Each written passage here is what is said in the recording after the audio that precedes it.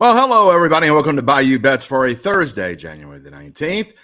I am Jim Derry, along with Gabe Henderson. Zach Ewing will be joining us shortly, as is the theme of The Advocate and bet.NOLA.com. We have had some issues with our internet, and I'm sure most of you who follow us know that, but it's okay. We'll get through it, and we're going to talk a lot about the NFL. We're going to talk about Super Bowl odds, talk a little bit about the Pelicans. Oh, my goodness. We're going to talk about women's basketball.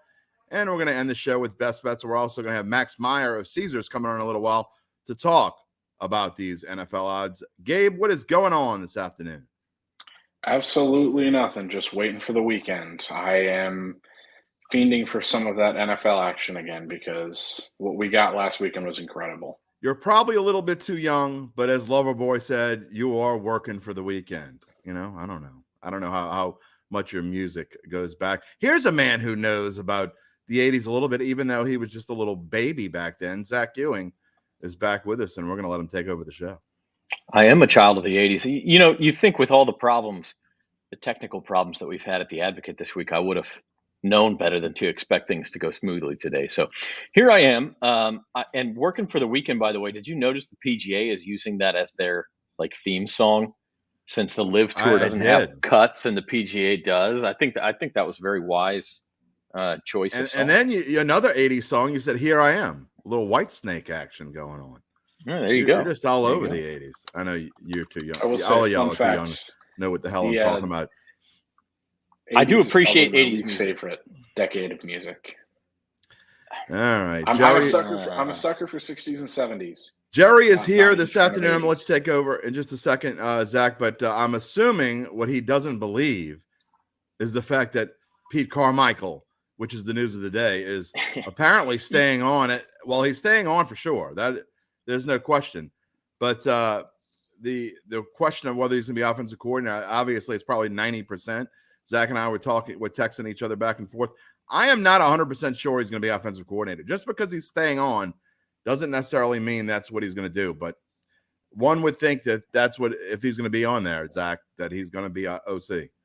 I mean, the report is that he is not going to be replaced.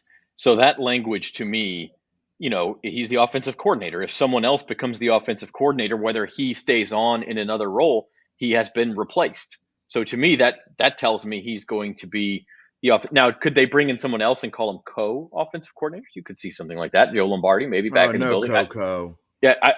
I don't like it. Football's played in the summer. It's hot here. We don't need Coco. Quite frankly, you know, if Pete Carmichael, the whole argument was he didn't really want to do this job last year. If he's changed his mind, does he not deserve another year with, you know, a quarterback of his choosing? Maybe an offensive line that's more healthy. I don't think it's a terrible idea. I don't think, you know, Jerry says 2024 loading. I don't know that it's like the season's over because of this. I think that he already had a quarterback of his choosing. He obviously chose Andy Dalton. We saw how that worked out. I mean, of all the quarterbacks in the league, I don't think he chose Andy Dalton. If he could have had Derek Carr or somebody from the draft or even a Lamar Jackson. Part of this group that brought Andy Dalton in and then kept as a backup. Well, then he decided he was a starter 3 games into the season. Well, listen, long off. I'm not giving Sean Payton's little clipboard holder any slack. Trust me. I will say this though. There's been some talk out in the Twitterverse about how the Saints are just tanking. They brought back Allen and Carmichael. They're going to tank for. They're not tanking. The roster is too good. It's a weak schedule. To tank for the number 1 pick for Caleb Williams, you got to go like 3-15. I guess 3-14. They're not going to be that bad. I mean, they've got too far to go to catch Gabe's perennial tanking team. We're not going to be tanking next year.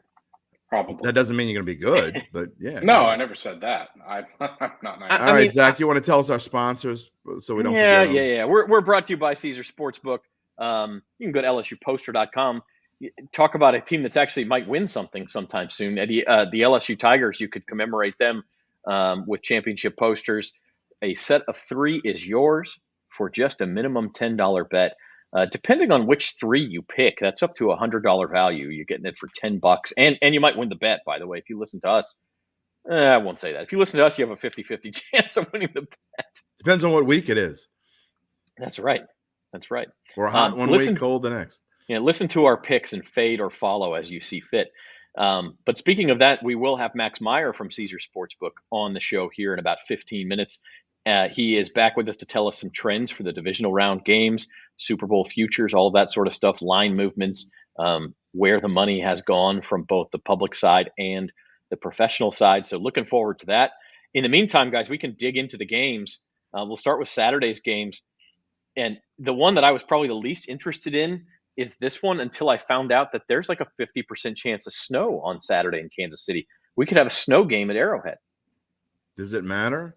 I mean, I don't think it matters to the game. It's just going to be fun to watch. Yeah, and also I think snow in Buffalo is also a possibility looking at the weather this morning. So it could be an interesting weather weekend. Although the weather forecast that I looked at yesterday said none of the 4 games are going to be affected. Now it has changed greatly in a day. I don't think it matters for the Chiefs. I don't care if they play snow, rain, hurricane, tornado. The Jags have had their happy little run now. And look, I think the Chiefs at 8.5 is a perfect number for a teaser. Spoiler alert. This could be the teaser leg of the year. Yeah, I mean, I love it as a teaser, but I don't even think you need to mess with another game. I think the Chiefs cover this number. I mean, I know 8.5 is a lot in the NFL. But they're lying in wait. The Jaguars are stepping up in class. We said this on Tuesday. Like, to me, this feels like the mid-90s. Cowboys are playing the 49ers, and you've got a whole bunch of teams that are real happy with themselves for winning a wild card round game that are going to get a cold splash of reality come this weekend, Gabe.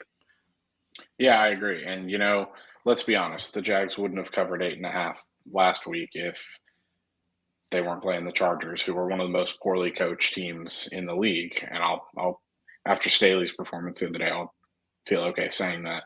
But they're facing a whole different animal in Andy Reid. Andy Reid and the Chiefs don't mess around. Like Jim said, weather doesn't matter. The Chiefs are going to put up points regardless. They've got too many weapons across the board. Also, Zach, we got a nice little group watching. We are asking comments and questions. Anybody want to chime in besides Jerry? We thank you, Jerry, for joining us. But we're happy to take your comments and questions. Just post them in the comment stream. If you're watching on Twitter, you can do @JimDerry and I'll read them there as well. Yeah, and leave us your best bet of the weekend. Love to know from the divisional games what you like and what you're betting. Or you can complain about Pete Carmichael. Yeah.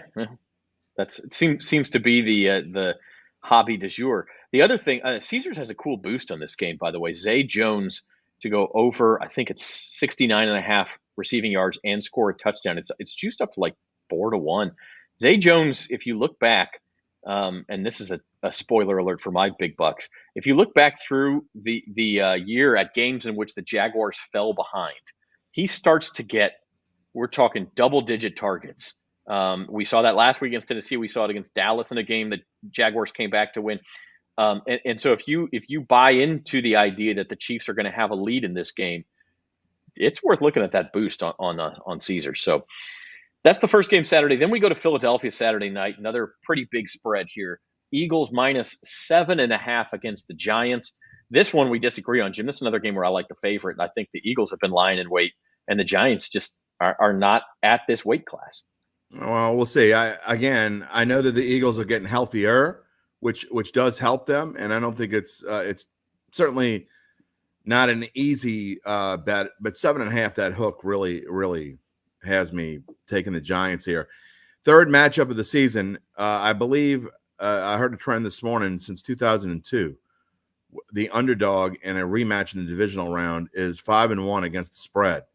It doesn't matter the underdog. So it doesn't matter whether someone won twice or I don't care about the third. It's hard to beat a team. I don't buy into that. It's hard to beat a team 3 times or any of that stuff. But the underdog has an advantage here. I believe the Giants are playing much better as of late. We saw them with their subs in there playing tight against the Eagles.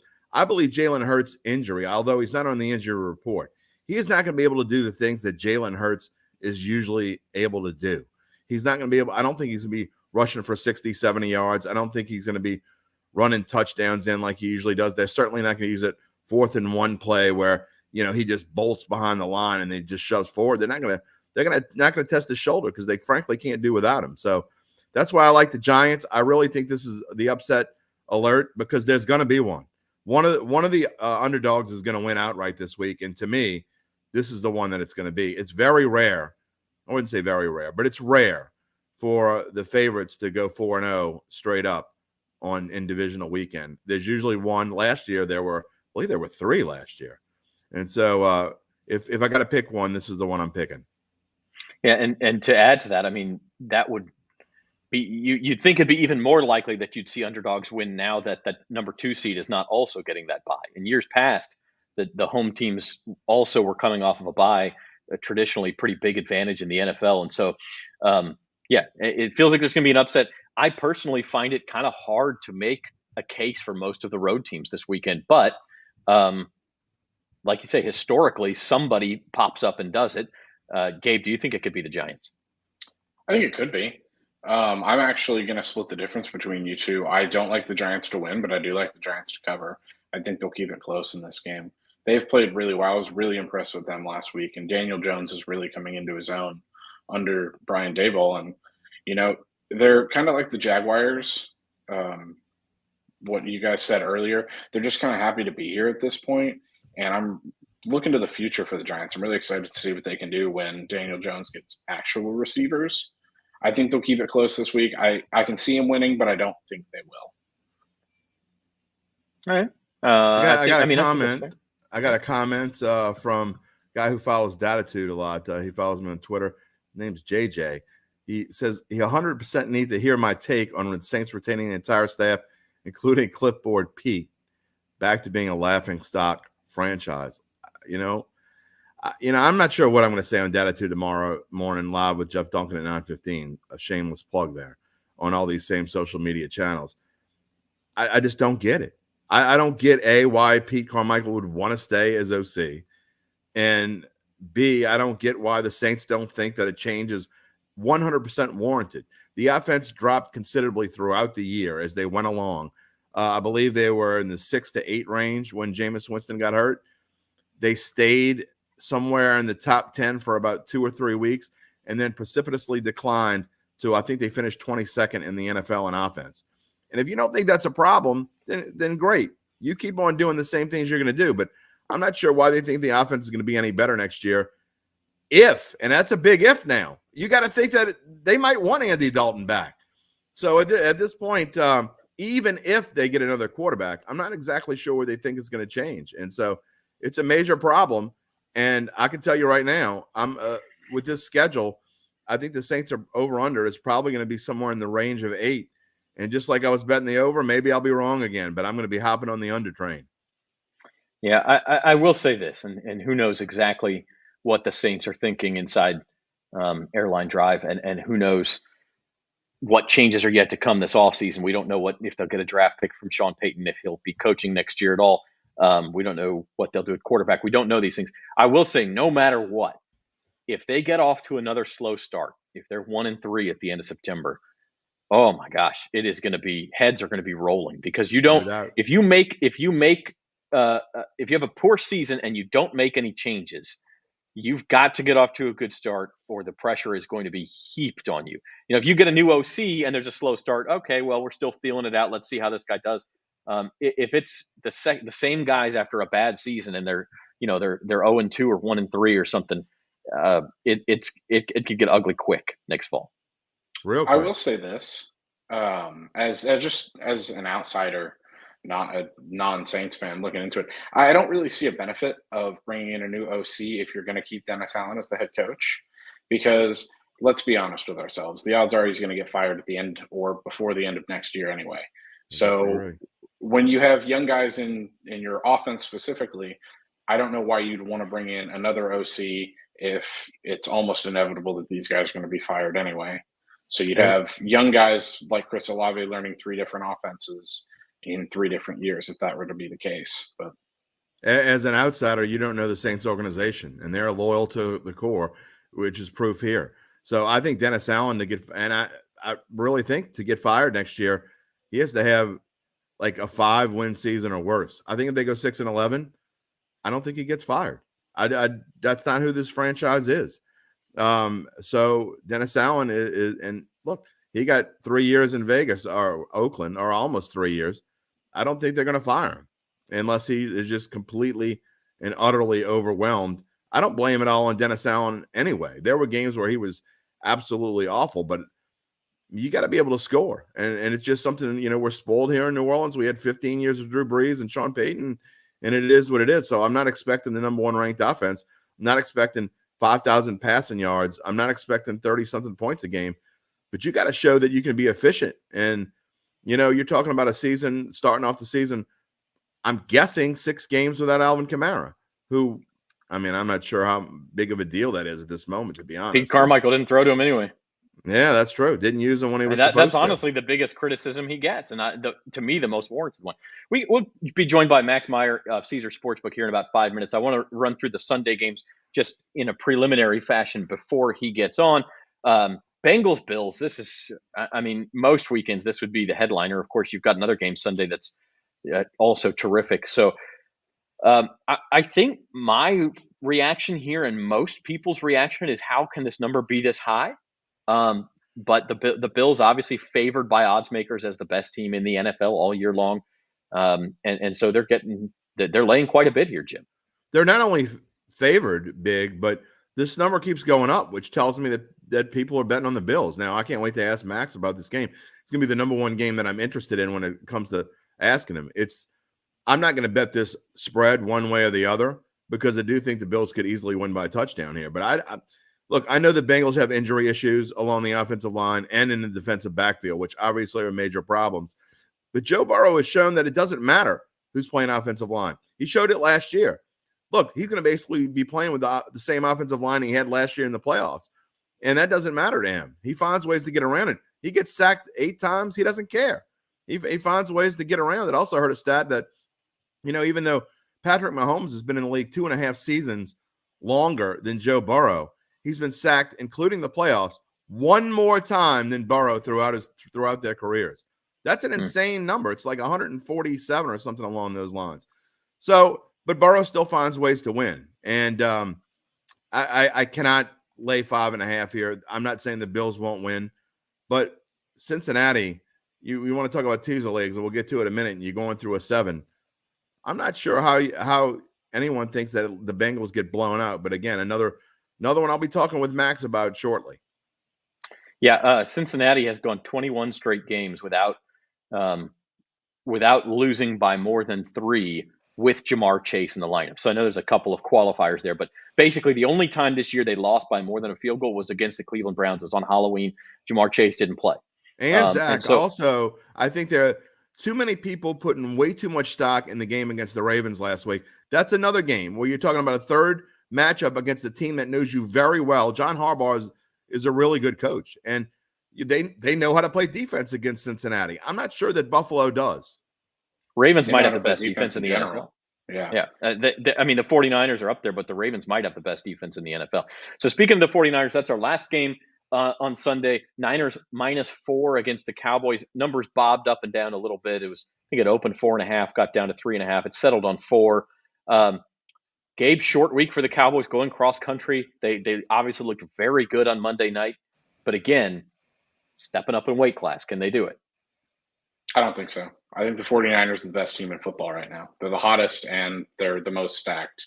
That offense is just stuff of nightmares for opposing defenses. I know Dallas is good on defense. I don't know if they can hang with the 49ers. I really don't. I also don't trust Dak Prescott to hold on to the ball like he did against Tampa Bay. The fact of the matter is they were always going to win that game. As we said last week, Tampa Bay stinks. So I wouldn't put too much stock into that. I actually like the 49ers by more than a touchdown in this game.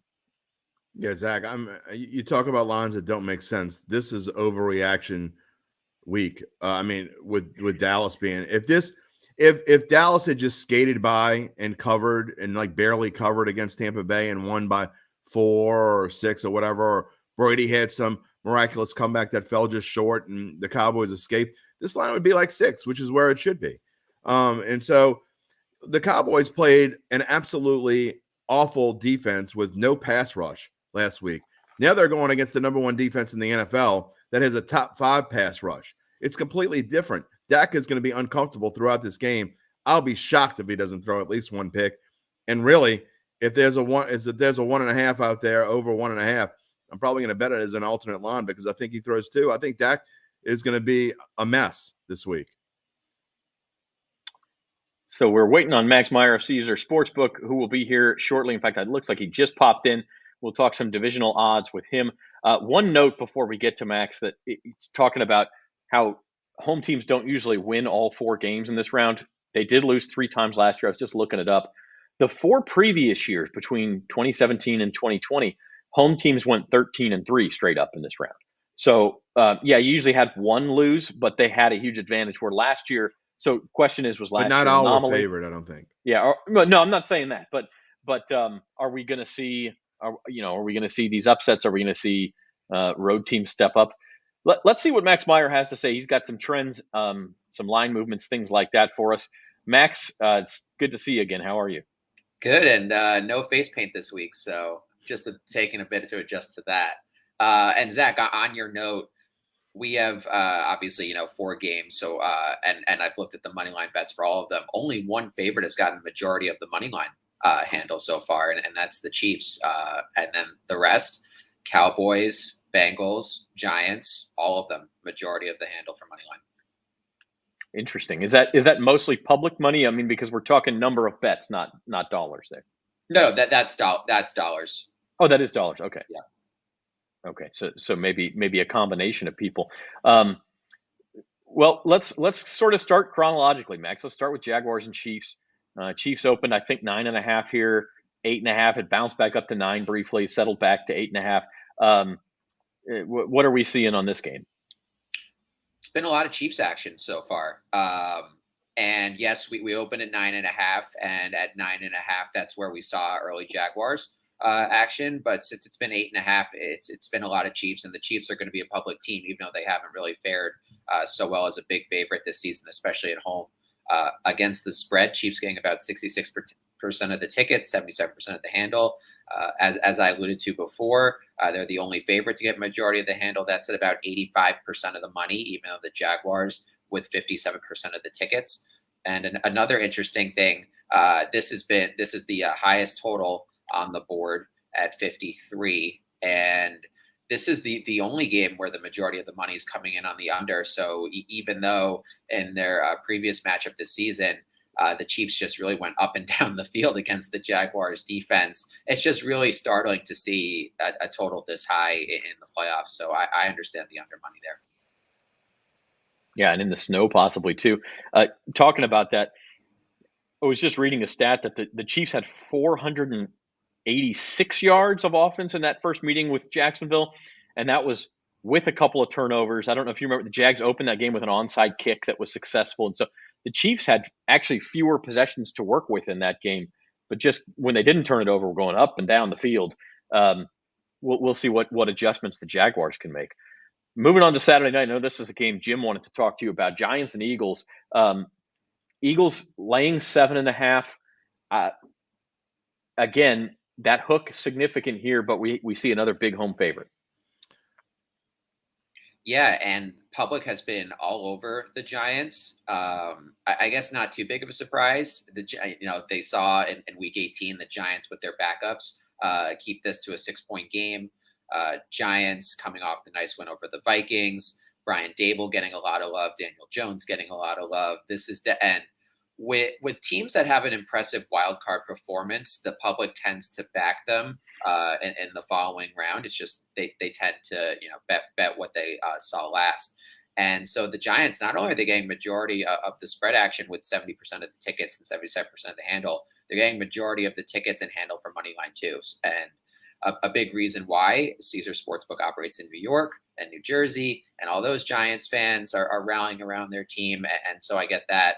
But it's everywhere. The Giants are a lovable underdog, and the Eagles, they had a lot of injuries down the stretch, most notably Jalen Hurts. That they definitely needed that bye, and we'll see if this is the Eagles team that was shredding teams earlier in the season, or if this was the Eagles team later in the season that was kind of dealing with all the injuries and falling a bit flat.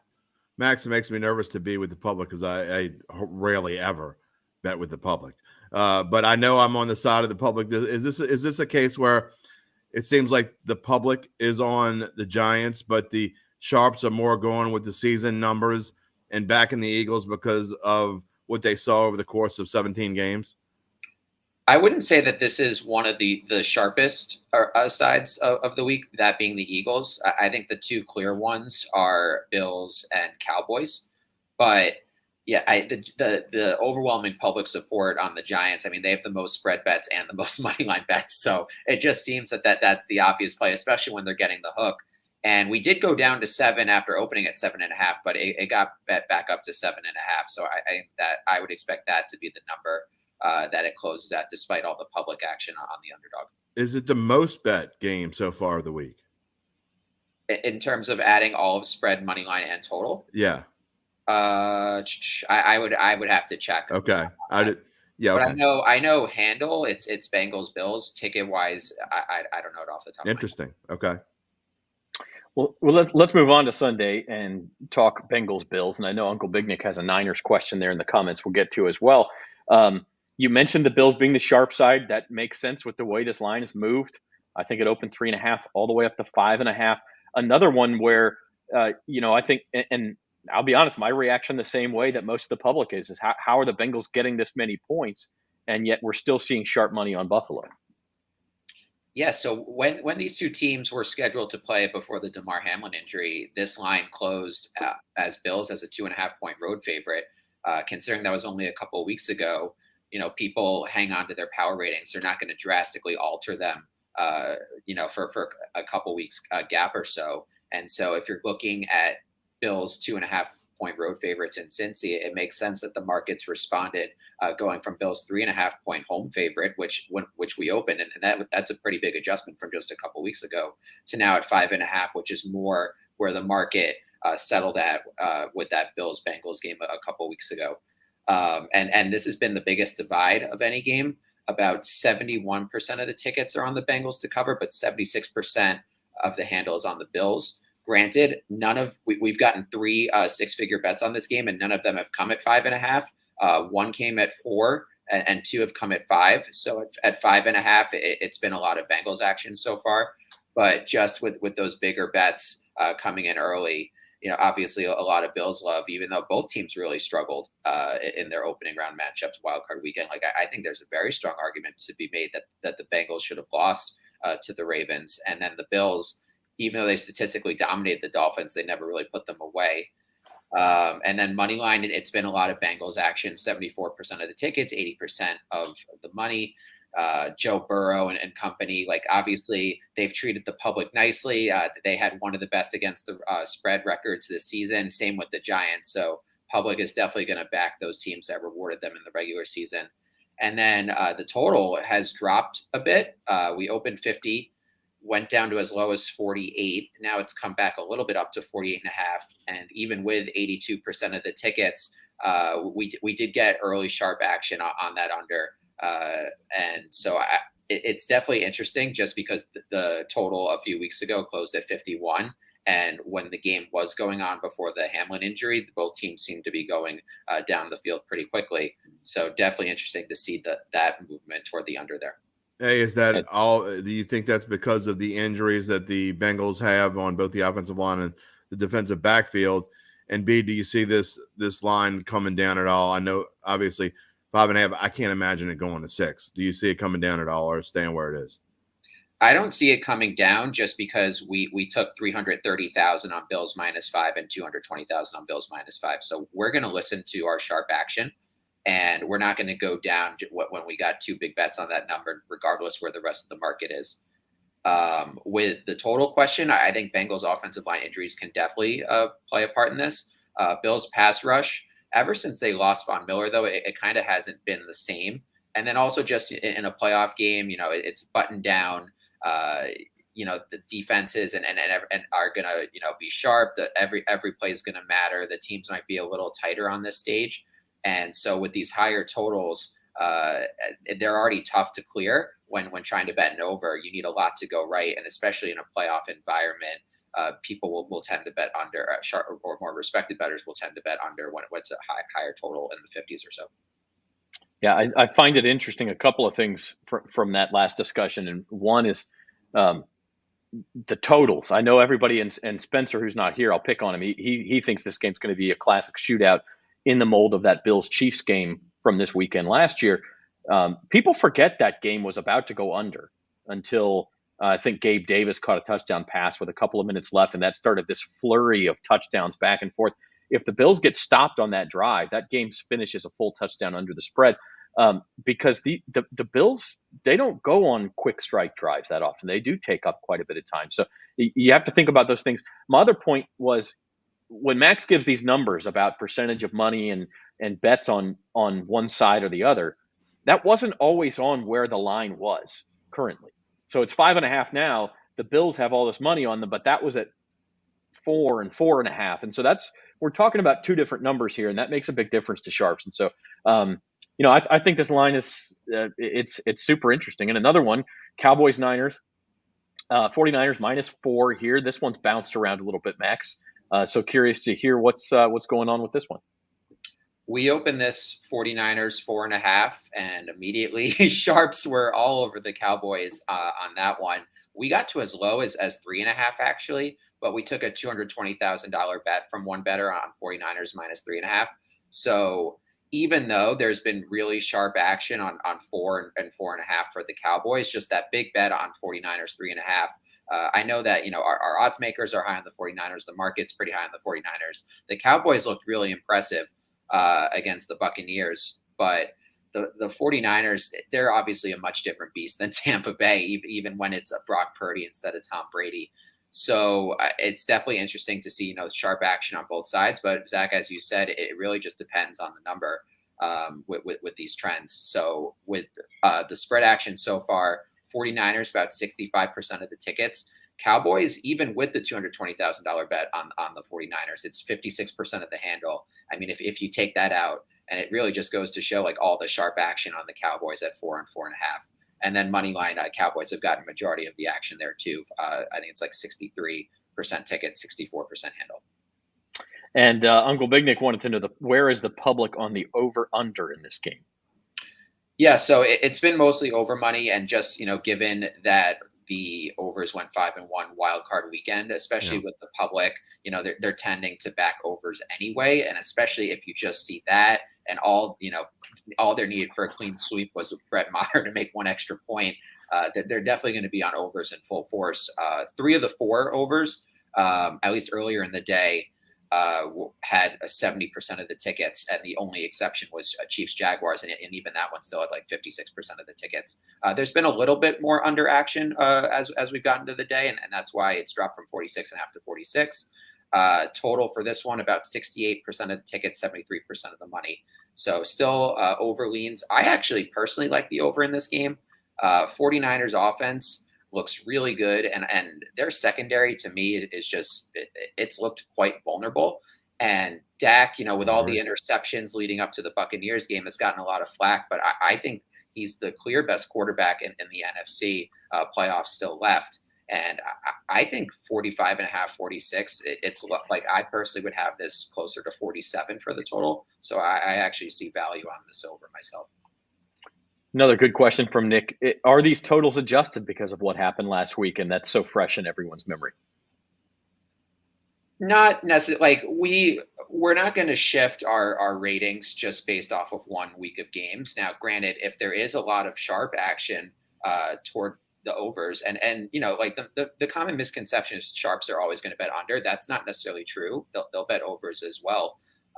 Then we'll move it accordingly. But 1 week isn't really going to drastically impact our spreads or totals or any of our odds, really. It's too small of a sample size. All right. How about player props? I was a little disappointed to find out Brett Maher extra point prop is not up yet. Hopefully later in the week we'll get that. But where's the action coming in on player props this weekend? Yeah, so the big one is the under on Eagles wideout Devonta Smith's receiving yards. We opened this 60.5, and it's gone up to 64.5, which is where it was when I last saw it. So take it with a grain of salt. But the under on that has gotten 2.5 times more bets than any other player prop bet. And all of those under bets have come at 64.5. So originally we were 60.5 and we saw over action that drove the number up to 64.5. And even though we've seen all this under action at 64.5, that hasn't really moved. I think the splits for that, it was like 95% of the tickets are on the over, 70% of the handles on the over.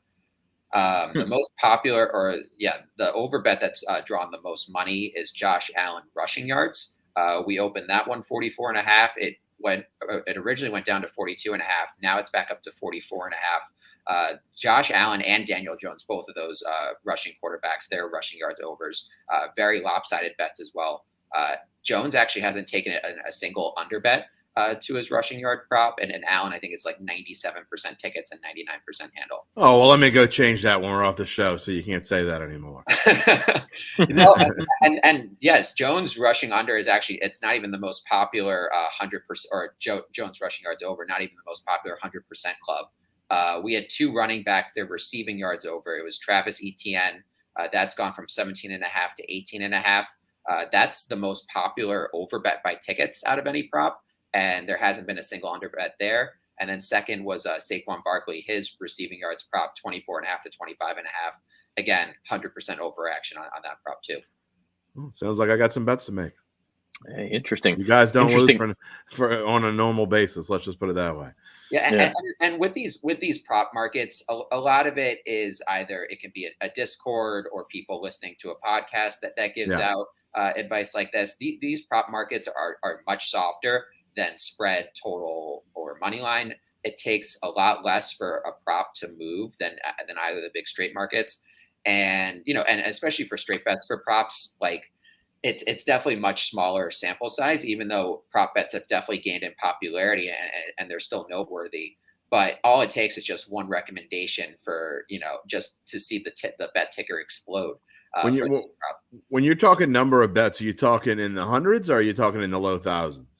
No, hundreds early in the week for prop bets. When it's closer to game day, it'll go way up. But early in the week, it's really either sharper bettors or people, either getting, like I said, a Discord pick, listening to a podcast, reading something, etc.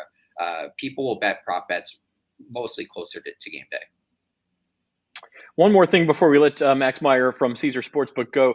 Super Bowl odds board, the futures market here, has shifted just ever so slightly. We showed these numbers on Tuesday.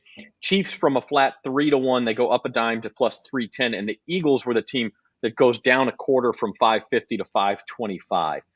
Is there a specific bet that was the reason for that, or just following the market there? For this, I would just assume with the Eagles, the fact that they're playing the Giants and getting 7.5 versus, like if the Giants would have lost and the Vikings would have played the 49ers and the Cowboys would have played the Eagles, obviously the Eagles Super Bowl odds would be a little higher just because the Cowboys are rated higher than the Giants. So it's just strictly based off of matchups. All right. Well, Max, we appreciate the knowledge as always. Enjoy divisional round weekend, and we'll talk to you soon. Sounds good. Thanks, guys. Thanks, Max. All right. That is Max Meyer of Caesars Sportsbook stopping by on a regular basis for us this weekend or this year, and we certainly appreciate that. Guys, we're going to get to our picks. I want to have a quick basketball sidebar.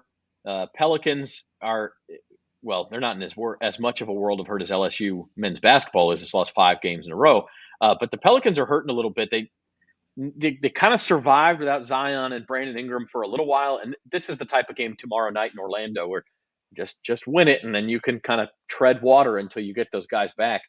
But the clock's ticking a little bit. They've slipped a couple spots in the standings and really need to get healthy. I'm not sure betting-wise you can bet on the Pelicans right now. We had them in best bets yesterday. I really thought they'd come home and have a strong game. I didn't necessarily know if they would win or not, but I thought they would have a strong game, and I was completely wrong. And like you said, Zach, I mean, I think it's starting to show now. Zion and Brandon Ingram not around in that toe injury. I mean, good Lord, who misses 2 months with a toe injury besides Michael Thomas and Brandon Ingram? I mean, who? Find me someone, anywhere.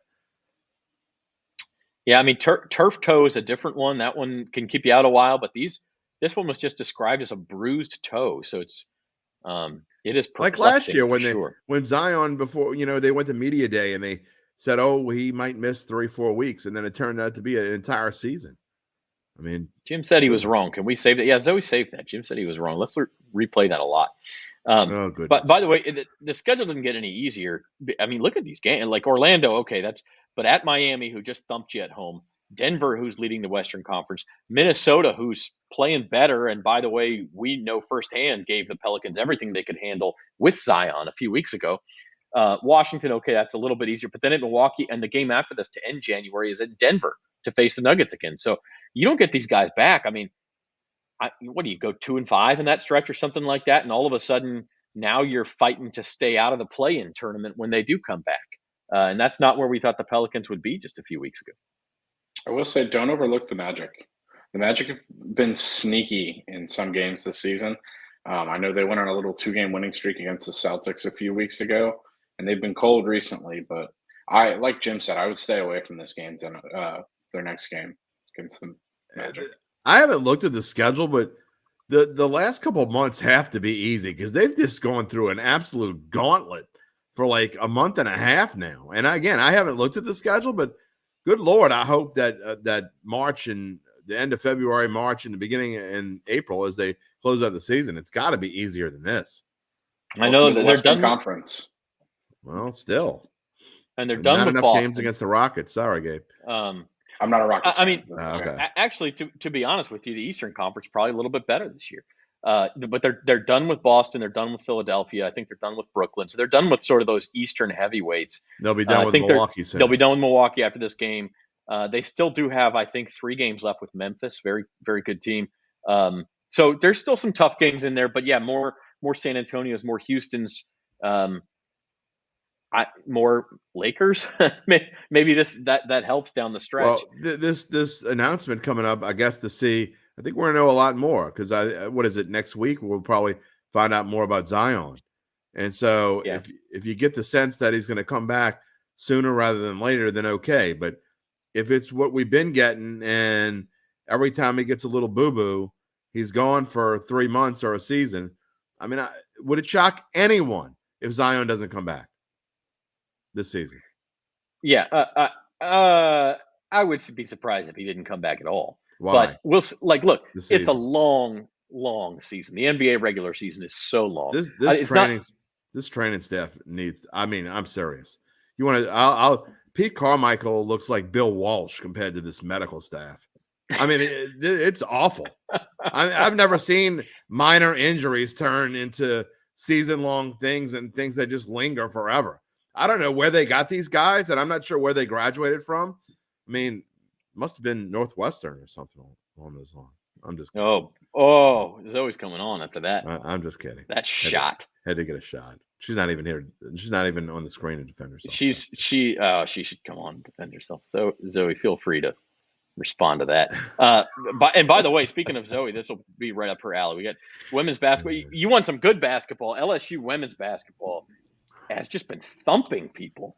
They haven't played anybody really good yet, but they've won every game by like 15, 20 points. They're tied for third with Ohio State for the lowest odds to win the national title. They play South Carolina, by the way, on Super Sunday at 2:00. So that'll be kind of a fun preamble to the Super Bowl if you're into that. All right, Zoe. First and foremost, go Cats.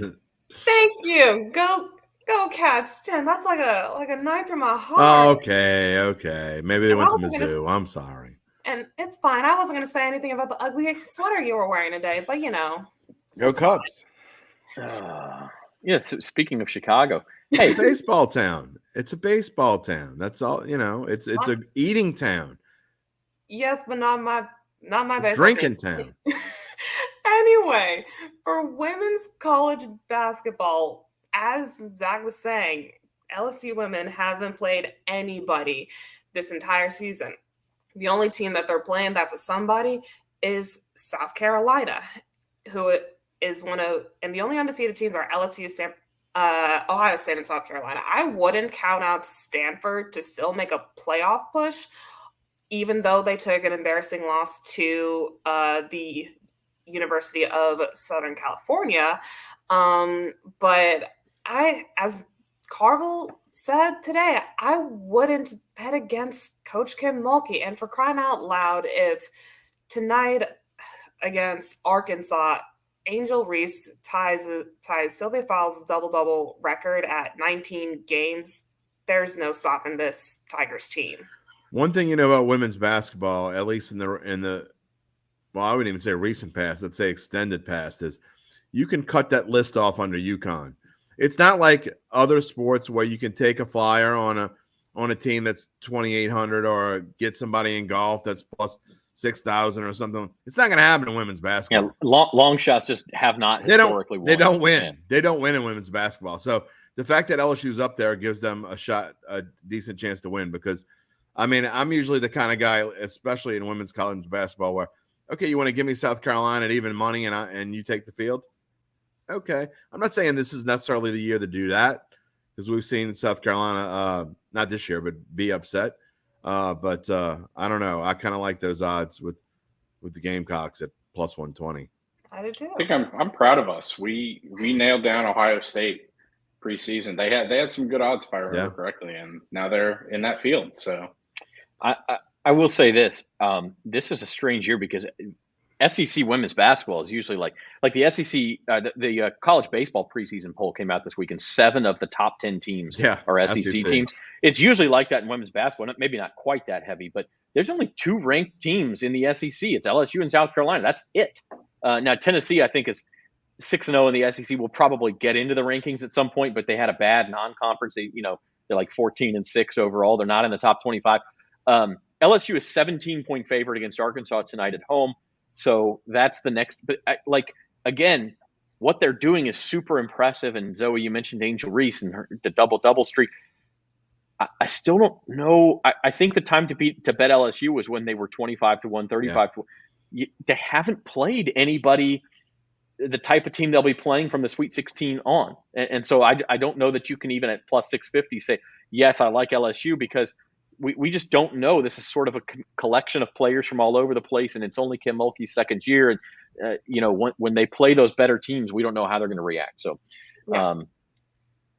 which is why the game against South Carolina is so important because that could be a really nice preview into how they're going to play in the tournament.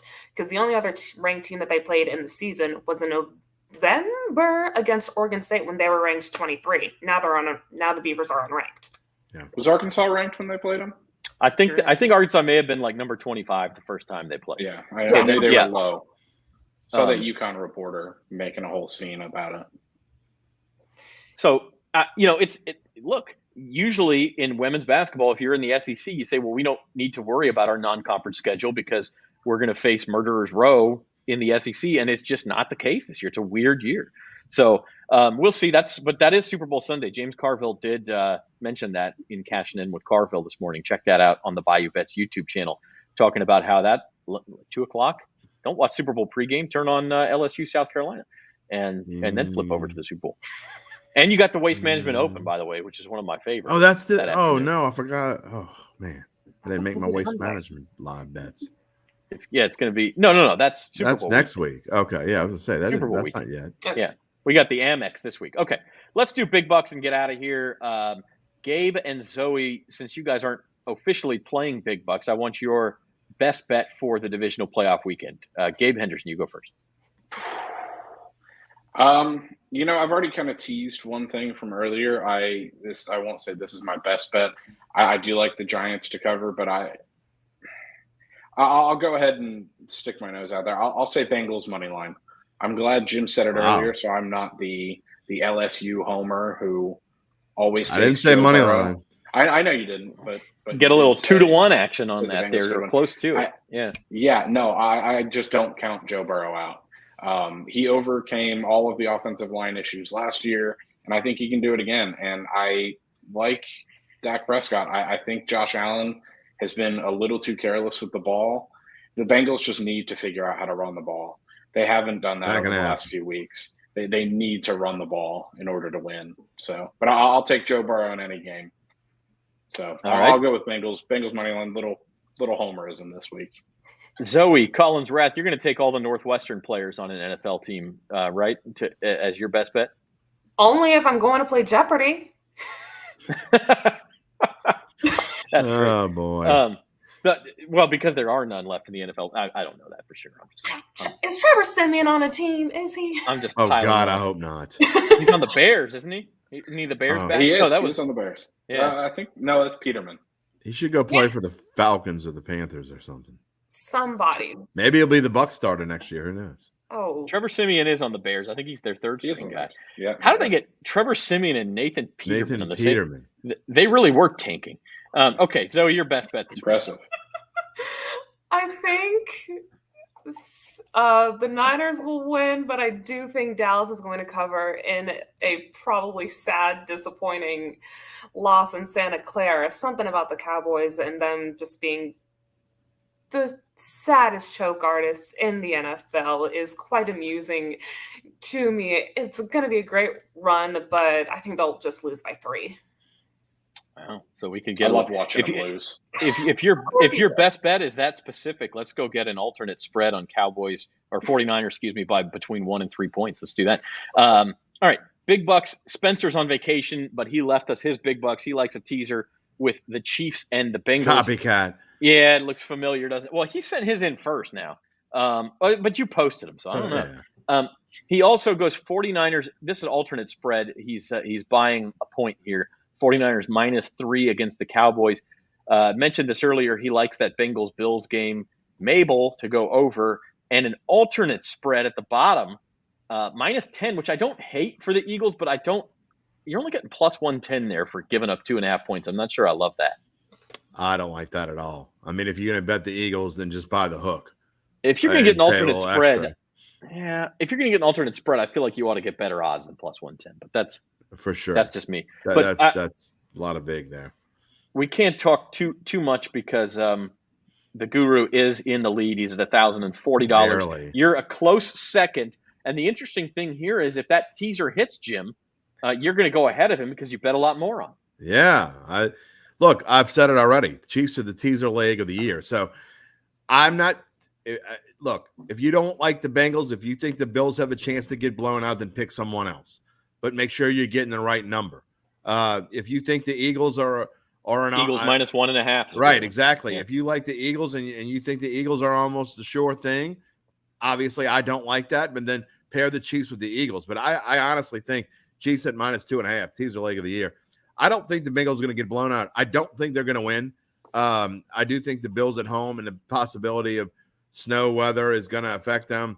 The offensive line. Damar Hamlin could be there. I mean, it could be a scene. Yeah. It could be interesting. But I just think, and even more so, the fact that the Bengals are having defensive back problems, and Eli Apple he's injured and he sucks.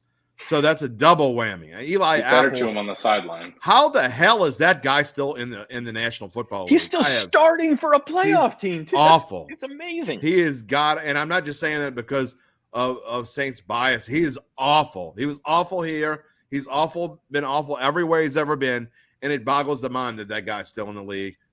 Tweet at me, Eli. Go ahead. We don't care. Eli's mom might tweet at you. She's very active on Twitter. She can tweet at me too. I really don't care. Mrs. Apple, your son sucks. How about that? Okay. I've got that out of the way. The Giants +7.5. Like I said, this is my upset alert. I think it's going to be a tight game throughout. We'll see what happens in the end, but I do think that one's going to the end of the fourth quarter. And then lastly, 49ers -4 the Cowboys. I mean, how many ways can you – I wish I would have put more on it, actually. I don't know how many ways to say this, but the Cowboys don't take – and I know they played great last week. Good for them. But they have not played well down the stretch in the final 6-7 weeks of the season. And Dak Prescott he's going to make friends with Mr. Bosa for quite a while on Sunday evening, I think. It's not going to be a friendly thing either. We'll see Mike McCarthy's true colors. Yeah, no doubt. he's going to lose.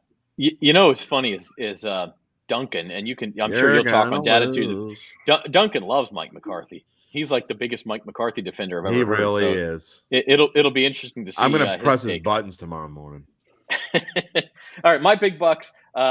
As I try to pull myself up or at least stay above water here, I'm going Chiefs -8.5 over the Jaguars. I agree with you, Jim. It's a great teaser. Like I think they cover outright, and so I'm going elsewhere for my teaser. Eagles -1.5, Bengals +11.5. And then I mentioned this earlier. This is an odds boost at Caesars. Zay Jones over 69.5 receiving yards and a touchdown.